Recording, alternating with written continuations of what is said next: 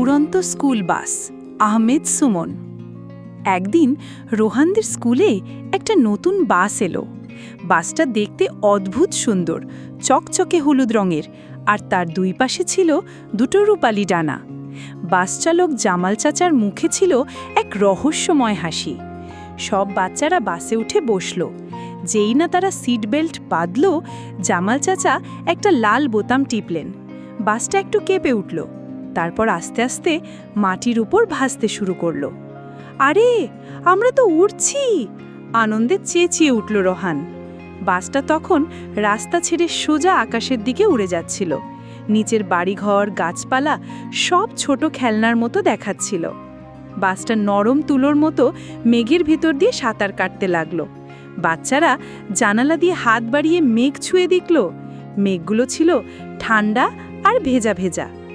এক ঝাঁক পাখি তাদের পাশে এসে উড়তে লাগলো। পাখিরা যেন অবাক হয়ে ভাবছিল, এই ডানাওয়ালা হলুদ পাখিটা আবার কোথা থেকে এলো। বাচ্চারা পাখিদের সাথে পাল্লা দিয়ে উড়ে চলল। জামাল চাচা বাসটাকে আরও উপরে নিয়ে গেলেন, এত উপরে যে তারা চাঁদের কাছাকাছি পৌঁছে গেল। রূপালী চাঁদটা তাদের দেখে মিটমিট করে হাসল, যেন সে তাদের এই গোপন অভিযানের কথা জানে। আকাশ থেকে তারা রংধনু দেখল। 7 রঙা সেই রংধনুটা ছিল একটা বিশাল সেতুর মতো, যা এক মেঘ থেকে আরেক মেঘ পর্যন্ত চলে গেছে। বাসটা সেই রংধনুর নিচ দিয়ে উড়ে গেল।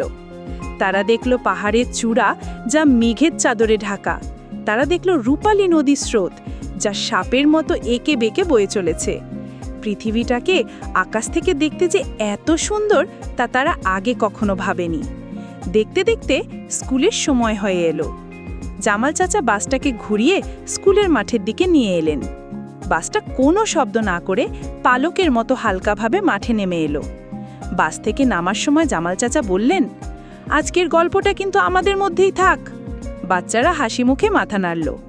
ক্লাসে যাওয়ার পথে তারা সবাই ভাবছিল, কালকের বাস যাত্রাটা না জানি আরও কত মজার হবে।